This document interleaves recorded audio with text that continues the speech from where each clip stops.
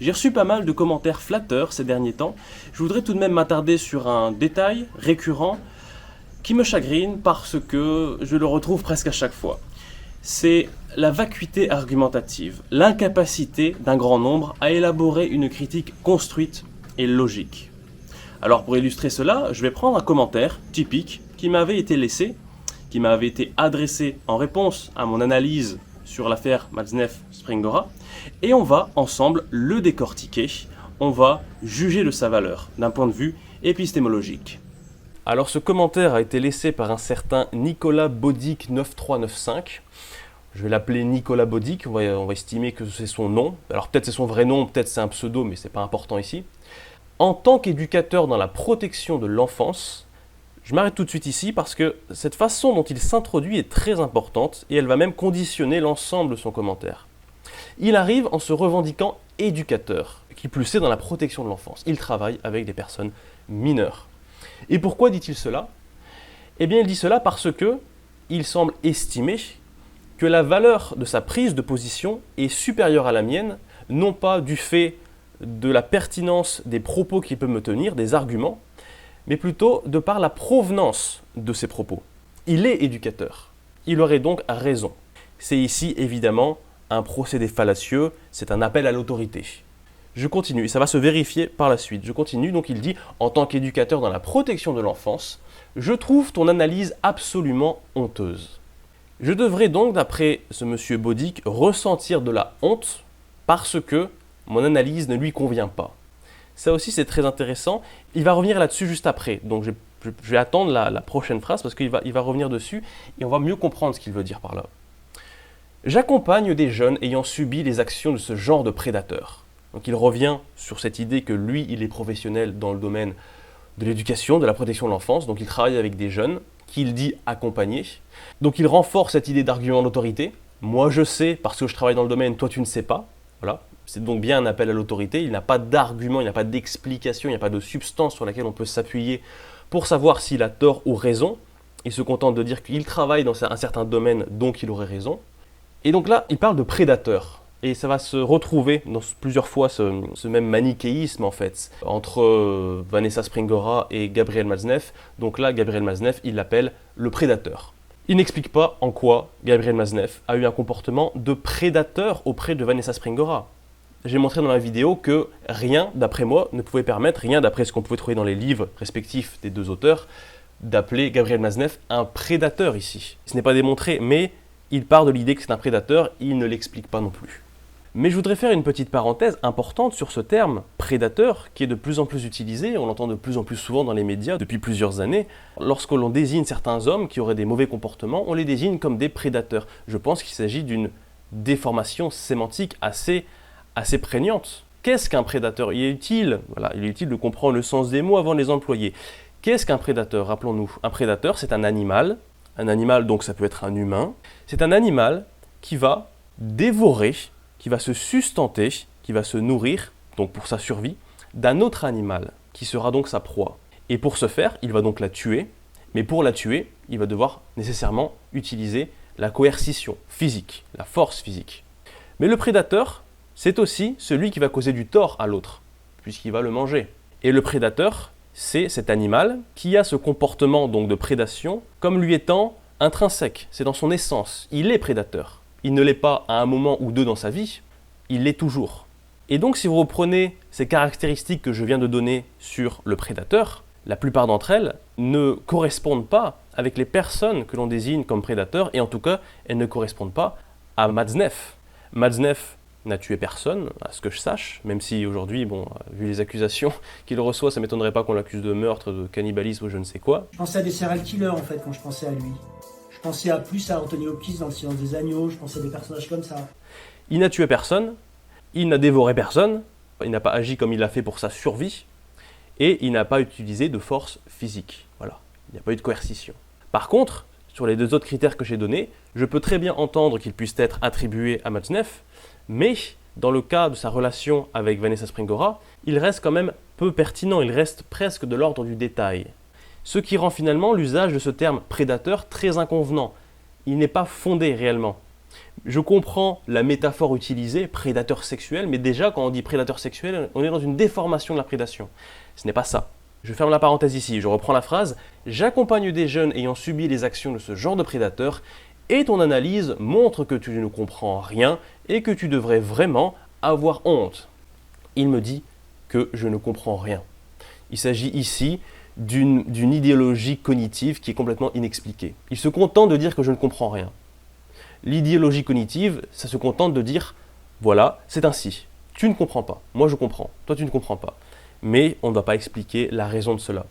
Et ce monsieur, ce Nicolas Baudic, n'avait manifestement pas l'intention d'expliquer en quoi je ne pouvais pas comprendre. Par contre, il me dit que je devrais avoir honte de ne pas comprendre. On voit clairement ici le lien logique qu'il fait entre le fait d'ignorer quelque chose et un sentiment de honte que l'on devrait ressentir de par notre ignorance. C'est-à-dire que si je pousse la logique de ce raisonnement, eh bien, il faudrait que tous les êtres humains, à chaque instant de leur vie, ressentent de la honte pour tout ce qu'ils ne savent pas. Puisque chacun de nous, nous ne savons pas plein de choses et tous les jours nous commettons des erreurs du fait de notre ignorance.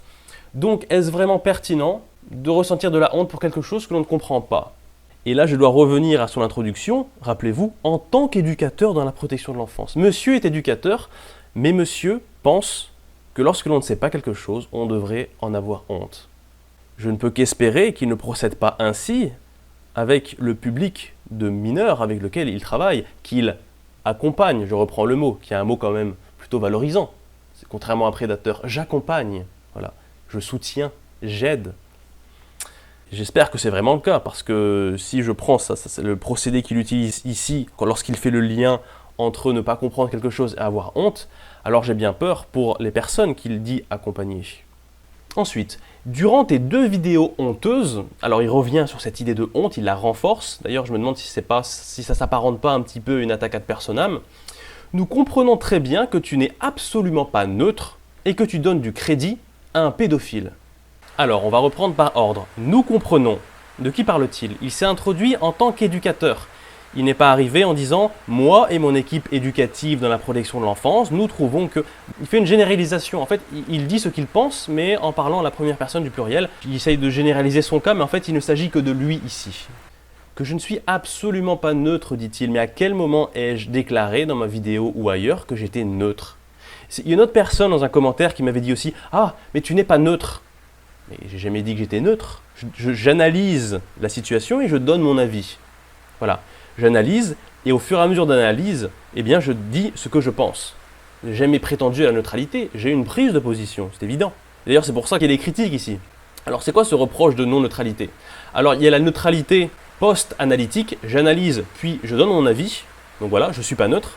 Mais on peut aussi voir la neutralité pré-analytique. C'est-à-dire, est-ce que j'étais neutre avant de me lancer dans l'étude des différents livres et de faire l'analyse pour donner ensuite mon avis. Est-ce que j'étais neutre avant ? Est-ce qu'il n'y avait pas déjà un parti pris ? C'est une question.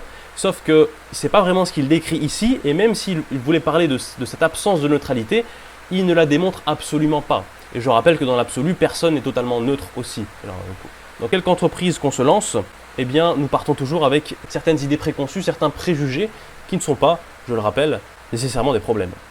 Donc cette espèce d'accusation de neutralité ne tient pas la route, c'est un procédé fallacieux encore une fois, c'est l'homme de paille on l'appelle, donc en fait il transforme ma parole, il transforme mes arguments pour m'attaquer là-dessus, mais ça ne marche pas puisque je n'ai jamais dit ça. Et il termine donc en disant « et que tu donnes du crédit à un pédophile ». Alors il faut faire très attention à la technique qu'il utilise ici, parce que c'est un appel à l'émotion très fort, puisqu'on utilise un terme qui on le sait suscite de fortes émotions, donc qui peuvent facilement nous biaiser dans notre analyse. Il fait une énorme réduction ici. Il ne dit pas tu donnes crédit à la pédophilie. Il dit tu donnes crédit à un pédophile, ce qui est totalement différent, puisqu'il parle d'une personne. Une personne, donc Gabriel Mazeneff, on l'a bien vu, d'ailleurs je note, et on le verra encore après, qu'il n'utilise jamais, je crois, le nom de Gabriel Mazeneff. Il dit toujours le prédateur, le pédophile, on reviendra là-dessus après. Il dit donc le pédophile et non pas la pédophilie, parce qu'il réduit Gabriel Mazeneff à un pédophile. Or, dans l'histoire qu'il y avait avec Vanessa Springora, en quoi Mazeneff a eu un comportement de pédophile. Je ne vais pas rentrer dans cette discussion là maintenant, mais Vanessa Springora avait 14 ans, il ne s'agit donc pas de pédophilie.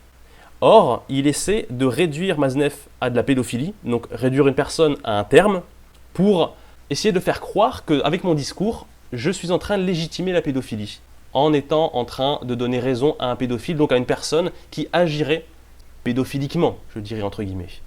Donc attention à ce procédé qui est évidemment fallacieux. C'est une tentative de ce qu'on appelle déshonneur par association. Vous savez, hein, c'est comme quand on dit, quand vous critiquez quelqu'un parce que vous n'êtes pas d'accord avec lui sur un sujet politique et que vous commencez à le comparer à Hitler. Voilà, c'est une tentative souvent, dans 95% des cas, c'est mesquin parce qu'on essaye vis-à-vis du public, vis-à-vis de lui-même et du public, de le faire passer pour un nazi, donc une personne hautement détestable, afin de décrédibiliser l'ensemble de son discours. Donc, juste prendre garde à ce genre de procédé manipulateur, dont M. Nicolas Baudic n'a peut-être même pas conscience. C'est bien possible. Il poursuit « Je t'invite à réfléchir sur ce qu'est une véritable relation d'amour et sur la situation de Vanessa pour comprendre le fossé qui sépare les deux plans. » Alors là, c'est formidable, M. Nicolas Baudic m'invite à réfléchir. Je veux dire, c'est un peu comme j'accompagne des jeunes. Là, il n'accompagne pas, il invite. C'est des choses positives à chaque fois, c'est beau en fait. Mais M. Baudic ne prend pas la peine de me dire comment je devrais réfléchir sur ce qu'est une véritable relation d'amour, situation de Vanessa, etc. Donc c'est quand même très fort, c'est-à-dire que je réalise quand même plusieurs heures de vidéos dans lesquelles j'analyse vraiment en détail cette relation qu'ont eue Vanessa et Gabriel Matzneff. Et lui, il arrive avec son commentaire et il me dit « Je t'invite à réfléchir ». C'est quand même fort. Il ne me dit pas comment en fait, c'est juste « Je t'invite à réfléchir ». Voilà, c'est inexpliqué, c'est toujours la même chose. Et c'est le gros problème de ce commentaire. C'est le gros problème de ce commentaire et de 80%, on va dire, au bas mot, des commentaires qui me sont laissés, c'est qu'il n'y a rien, c'est vide. Des personnes interviennent en manifestant leur désaccord, et puis c'est tout, elles repartent, c'est fini. J'ai du mal, je la vois, comprendre comment ça peut aider, à la fois pour ces personnes, à la fois pour moi, à mieux comprendre la situation, à en sortir enrichi, meilleur, grandi, puisqu'il n'y a pas de réelle discussion. Tu ne connais absolument rien sur le développement psychologique et affectif d'un adolescent. Donc là, c'est la même chose. Je ne connais rien, il connaît tout, parce que lui, il est éducateur, je ne le suis pas. Voilà, je passe là-dessus. Parler de crise de jalousie lorsqu'elle a des hauts le cœur voyant les pratiques sexuelles qu'il peut avoir avec des maîtresses, c'est grave. Bon, bah, j'imagine son argument là, il se réduit à ces deux mots, hein, enfin ces trois mots, c'est grave, voilà. On va pas aller très loin avec ça. Évidemment que pour moi, il s'agissait de crise de jalousie, et je l'ai montré dans ma vidéo. Et cette personne, ce Nicolas Baudic, comme d'autres personnes d'ailleurs, il me semble qu'elles sont en train d'esquiver volontairement une question très importante que je posais dans ma vidéo par rapport au le cœur quand elle voyait, quand elle lisait le descriptif des pratiques sexuelles que Matzneff avait avec d'autres filles de son âge. Cette question était très simple, la voici. Comment Vanessa Springora pouvait-elle avoir des hauts le cœur en découvrant les pratiques sexuelles que Matzneff avait avec d'autres maîtresses, si ce n'est par jalousie, lorsque elle-même entretient les mêmes relations sexuelles avec lui?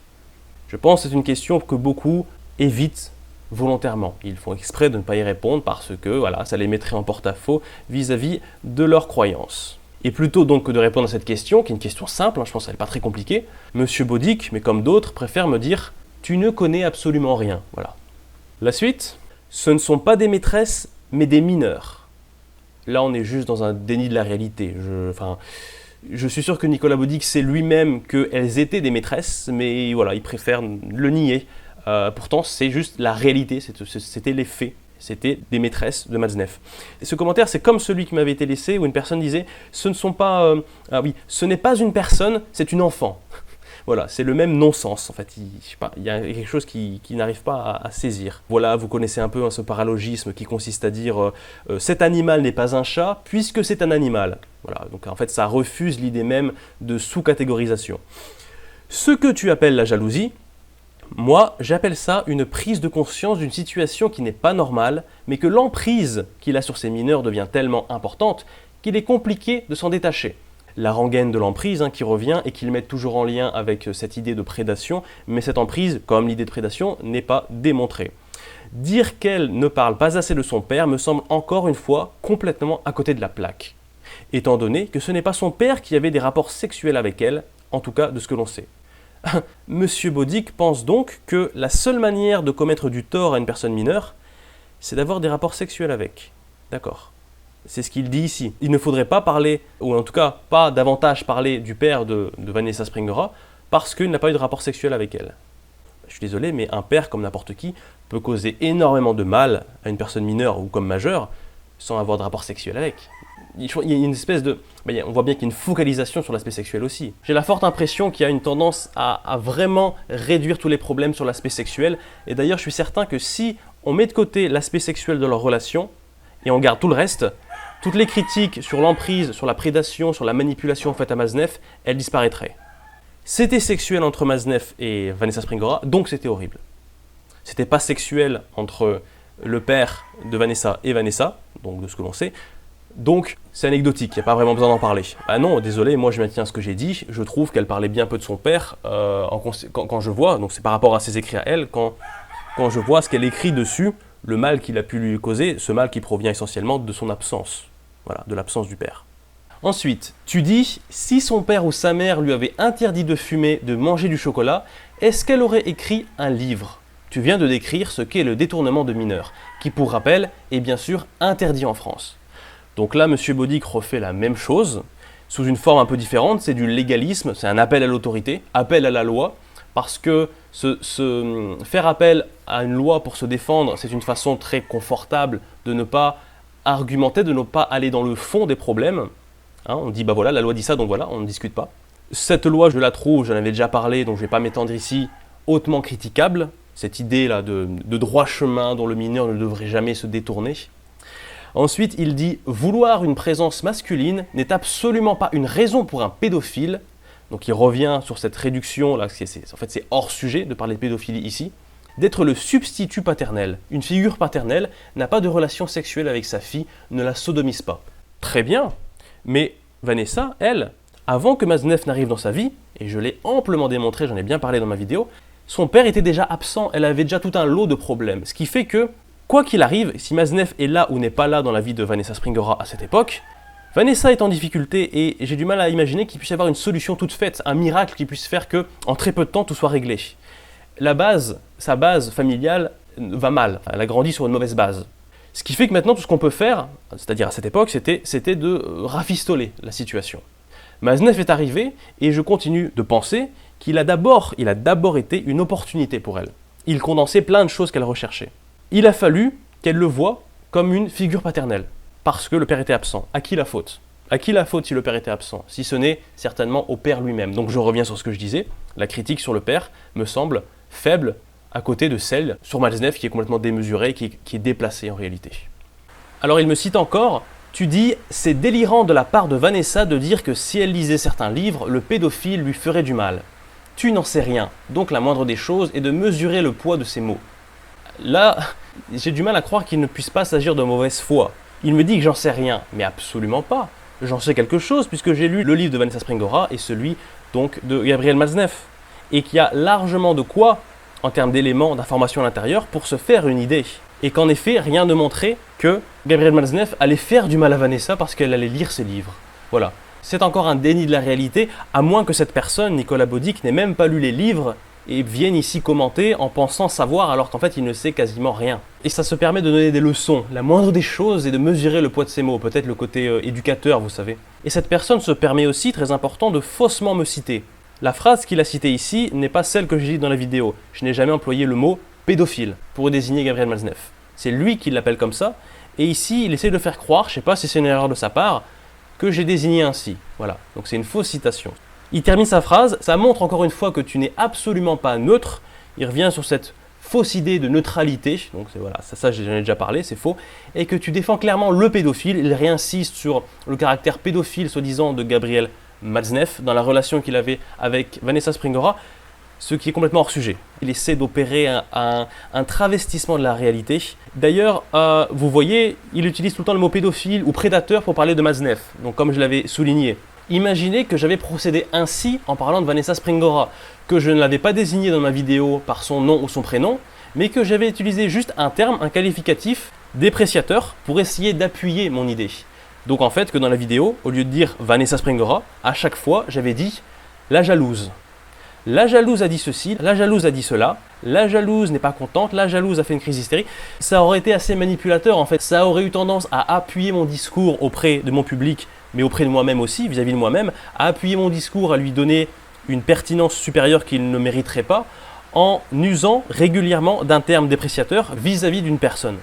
Et il termine, à la fin tu parles des erreurs du pédophile, sûrement pour mettre un peu de poids dans la balance. D'accord, on attend les preuves de M. Bodic. Mais clairement, les deux parties de ta vidéo montrent que la balance a penché d'un côté. Il annonce ça, on dirait qu'il a fait une grande découverte. Alors qu'il n'y a absolument rien de nouveau, il n'y a absolument rien d'occulté dans ma vidéo. Monsieur Nicolas Bodic termine, en beauté, vous allez voir. Rien, je dis bien rien, ne justifie à un homme de 50 ans de sodomiser un mineur. Eh bien si, Monsieur Bodic, il y a quelque chose qui justifie cela. Ça s'appelle la loi française. Monsieur Bodic qui se permet de me rappeler la loi quand il parle de détournement de mineurs, mais qui ne sait pas qu'un homme de 50 ans, de tout âge, en France, a le droit de sodomiser un mineur de 15, 16, 17 ans. Voilà, c'est légal, c'est comme ça. Sauf dans des cas particuliers d'autorité, de fait ou de droit qui seraient reconnus chez la personne majeure. D'ailleurs, il y aurait des choses à dire là-dessus. Donc je ne sais pas en fait s'il le fait exprès ou si c'est vraiment de la conscience ou je sais pas. Et puis il écrit rien en majuscule, vous voyez, la deuxième fois. Comme pour donner plus de poids à son propos. Comme pour donner plus de valeur. Comme si qu'en écrivant en majuscule, il aura plus raison que moi. Un peu comme les gens qui, lorsqu'ils veulent débattre, très vite ils haussent le ton pour se donner raison. Vous savez, les techniques utilisées comme ça. Je suis pour la liberté d'expression. Alors, c'est vraiment peut-être la seule partie de tout son commentaire où je vais le rejoindre. Mais bon, la liberté d'expression est une formule quand même qui mérite bien sûr d'être précisée parce que ça reste assez vague, hein, on est d'accord. Cependant, détruire le livre d'une victime pour donner du crédit à un pédophile est tout simplement honteux de ta part. Et je m'inquiète de cette prise de position sur les réseaux sociaux. Et moi, je m'inquiète qu'un éducateur puisse tenir des propos comme cela, parce que quand un éducateur, j'estime qu'on a normalement un certain bagage intellectuel et culturel qui nous permet d'avoir une réflexion, une analyse qui va nous porter à discuter, à débattre et donc à tenir des propos qui, même si dans le fond ils sont vrais ou ils sont faux, ce n'est pas le problème, mais qu'ils soient argumentés, voilà, qu'il y ait un fond, qu'il y ait une substance sur laquelle on puisse travailler. Là, si je lis, en fait, si on reprend l'ensemble du commentaire de M. Bodic, qu'est-ce qu'on a? Qu'est-ce qu'il me dit? Tu fais ci, tu fais ça, c'est honteux, il faut penser comme ça, moi je suis éducateur, etc. Il n'y a aucune argumentation. Voilà. Et quand on termine son commentaire et qu'on revient tout au début, et qu'on relit le début de la première phrase, en tant qu'éducateur dans la protection de l'enfance, on a envie de rigoler. On se dit, mais c'est pas possible. Il y a une autre personne qui m'a mis un commentaire du même acabit, hein, vraiment du même type, et qui se disait professeur aussi. Pas éducateur, professeur, mais bon, on est dans le même champ. Hein. Et donc, c'est pas juste M. Bodic qui est complètement à côté de la plaque et tout le monde serait différent. En fait, malheureusement, beaucoup, je dis pas tous, hein, beaucoup d'éducateurs sont dans le même type de rhétorique lorsqu'ils vont essayer de discuter avec des personnes sur des sujets comme celui-là. Donc, ce sujet, par exemple, de relations amoureuses entre un adulte, une personne mineure, adolescente ici. Ils n'arrivent pas à avoir un discours propre, un discours construit. Et si nous jetons un œil à la pyramide de Graham, qui est un outil qui permet d'estimer si une personne exprime son désaccord de façon construite, eh bien nous voyons que M. Bodic plafonne au 3e étage. C'est-à-dire qu'il réussit à exprimer son désaccord, ça il sait le faire, je ne suis pas d'accord, il le dit, mais il n'y a quasiment aucun raisonnement. Voilà. On attend les arguments, il n'y a pas. Alors, il y a pire que lui, bien sûr, c'est déjà mieux que d'autres personnes qui vont se contenter d'insultes. Mais M. Bodic a encore des efforts à faire manifestement s'il veut réussir à dialoguer, à discuter, à débattre de façon construite avec d'autres personnes, afin d'en sortir grandi, afin d'apprendre des choses aux autres et d'apprendre des autres. Et donc on peut encourager M. Bodic à essayer d'atteindre le palier suivant qui consiste à réussir à donner des arguments. Pas juste contredire, dire qu'on n'est pas d'accord, mais donner des arguments. Ce serait déjà un progrès, et puis plus tard, il pourra aussi essayer de réfuter. Mais une chose à la fois. Voilà, donc j'ai pris ce commentaire en exemple parce que je le trouvais assez représentatif des interventions qui avaient dernièrement été faites sur certaines de mes vidéos. Ce type de commentaire représente environ 80% des interventions. Certaines sont vraiment à ras les pâquerettes. Le pire là-dedans, c'est que de nombreuses personnes osent critiquer mon analyse en pensant pouvoir l'invalider juste d'un revers de la main, alors qu'elles sont incapables de produire quoi que ce soit d'un tant soit peu construit et argumenté. Ces personnes cherchent simplement, en réalité, à imposer leur point de vue. Maintenant, si je ne réponds pas à certains commentaires, ce sera très certainement que la rhétorique utilisée dans ces commentaires est simplement mauvaise et que j'en ai déjà parlé, alors ici, ou bien dans les vidéos en question, ou encore même en réponse, dans des réponses que j'ai déjà données à d'autres commentaires.